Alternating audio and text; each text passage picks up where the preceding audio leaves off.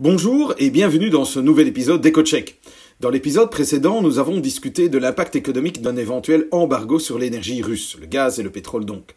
Entre-temps, en fait, de grands instituts de recherche allemands ont publié une étude qui confirme largement l'analyse que nous avions faite, donc n'hésitez pas à écouter, voire même à réécouter notre précédent podcast, il est toujours d'actualité.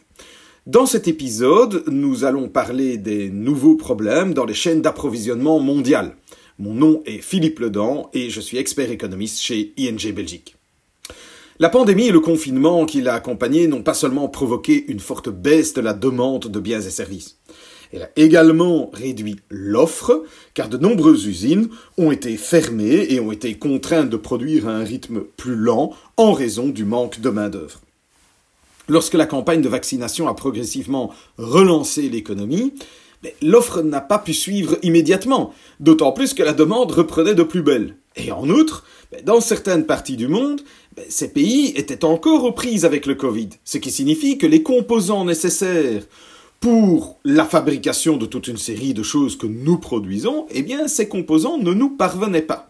Il suffit de penser à la pénurie de microprocesseurs qui a fortement freiné la production dans l'industrie automobile, entre autres. Cela a entraîné une reprise un peu plus faible dans certains pays et dans le même temps une pression à la hausse sur les prix.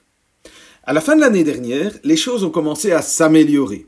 D'ailleurs, pour preuve, l'indicateur des tensions dans la chaîne d'approvisionnement mondiale qui est mise en place par la Réserve fédérale de New York, donc elle essaye de compiler différents indicateurs pour exprimer en un seul indicateur la tension qui existe sur la chaîne d'approvisionnement mondiale, cet indicateur, il avait atteint un pic en décembre 2021, et puis il a commencé à décliner légèrement à partir de cette fin d'année 2021.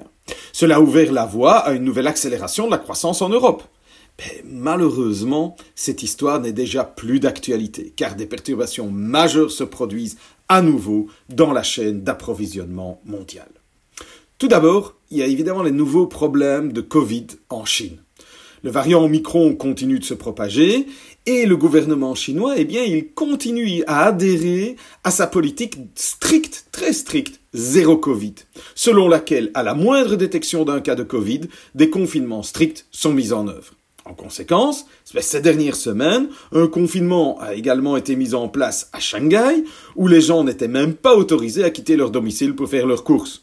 La vie économique s'en est trouvée largement paralysée, si bien que de véritables files d'attente de porte-conteneurs se sont formées devant le port de Shanghai. Il est donc clair que pour de nombreux biens et composants en provenance de Chine, les délais d'attente vont à nouveau augmenter de manière significative. En outre, la guerre en Ukraine est également un facteur qui provoque de nombreuses perturbations. La Russie et l'Ukraine sont bien entendu de grands producteurs de produits agricoles, mais ils sont aussi parfois des fournisseurs cruciaux pour l'industrie et on ne le soupçonne pas nécessairement. Par exemple, 70% du gaz néon de haute qualité utilisé dans la fabrication de semi-conducteurs provient d'Ukraine. Et n'oublions pas qu'il y a déjà beaucoup de problèmes dans la production de semi-conducteurs.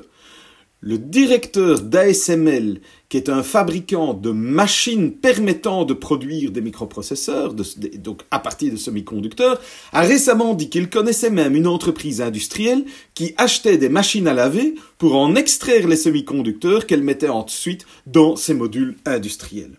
Autre exemple, TSMC, le plus grand fabricant de semi-conducteurs au monde, estime que le marché restera tendu pendant au moins toute l'année. Il semble donc que les chaînes d'approvisionnement seront à nouveau perturbées. Une enquête menée par la Banque nationale de Belgique en mars a montré que c'est déjà le cas dans notre pays. Ainsi, tous les secteurs ont signalé une augmentation des problèmes d'approvisionnement.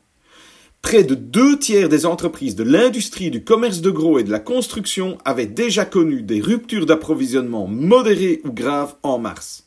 Dans le secteur non alimentaire, plus de la moitié avait fait cette expérience et dans l'agriculture, le commerce de détail alimentaire et l'hôtellerie-restauration, donc l'ORECA, environ 1/3 sont dans cette situation.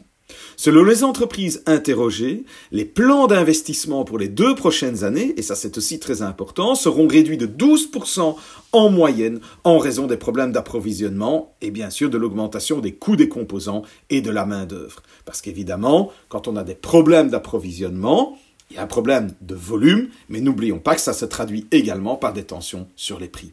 En conclusion, la situation actuelle en Chine et surtout la guerre en Ukraine n'ont pas seulement un effet négatif sur la confiance des consommateurs, comme on le voit beaucoup, et donc sur la demande, mais l'offre de l'économie est également affectée par des problèmes accrus dans la chaîne d'approvisionnement.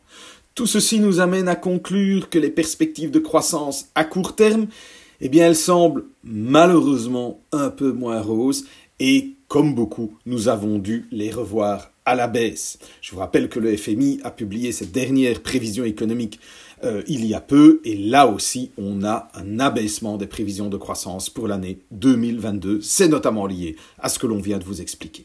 Voilà, c'est tout pour cette fois. Nous vous retrouvons bientôt pour un nouveau décryptage de l'actualité économique.